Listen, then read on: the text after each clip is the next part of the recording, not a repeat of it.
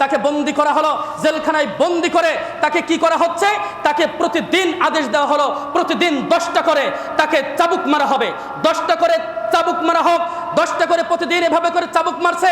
11 দিনে মোট 110টি চাবুক মারা হয়েছিল তার পিঠে।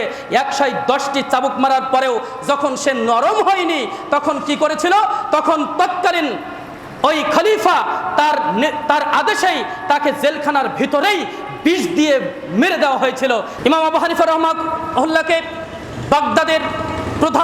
বাগদাদের খলিফা আবু জাফর আল মনসুর তিনি প্রস্তাব করলেন প্রধান বিচারপতির দায়িত্ব গ্রহণ করার জন্য, যে আপনি হে ইমাম আবু হানিফা, আপনি বাগদাদের প্রধান বিচারপতির দায়িত্ব গ্রহণ করুন।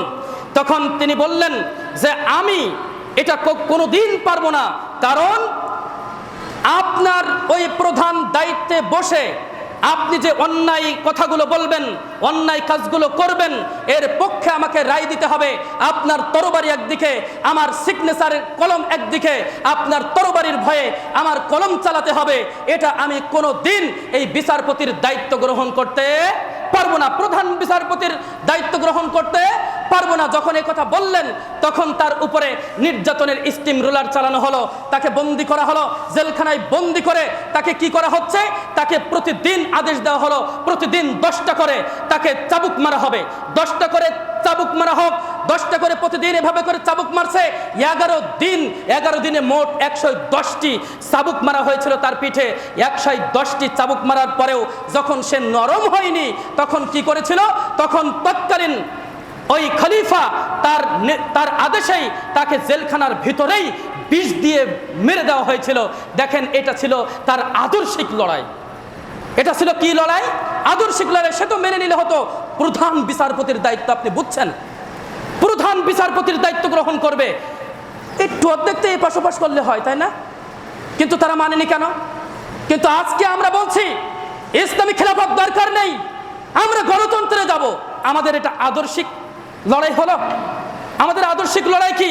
আমাদের জীবন যাবে, কিন্তু গণতন্ত্র আমি মানতে রাজি নই, গণতন্ত্র মানতে রাজি নয়।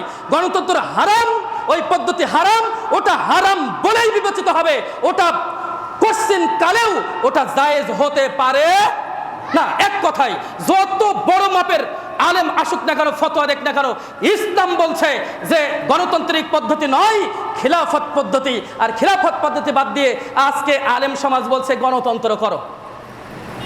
বুঝছেন না? গণতন্ত্র করে আবার করছে যে ওই গণতন্ত্র আর এই গণতন্ত্র এক নয়।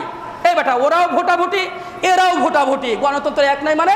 ওদের গণতন্ত্র এদের গণতন্ত্র পার্থক্য মানে মানুষ যখন বলছে না যে ইসলামিক দল, তাহলে ওদের গণতন্ত্র আর এদের গণতন্ত্র এক নয়। গণতন্ত্র তো একটাই। গণতন্ত্র কয়টা? 2টা নাকি? গণতন্ত্র তো একটাই।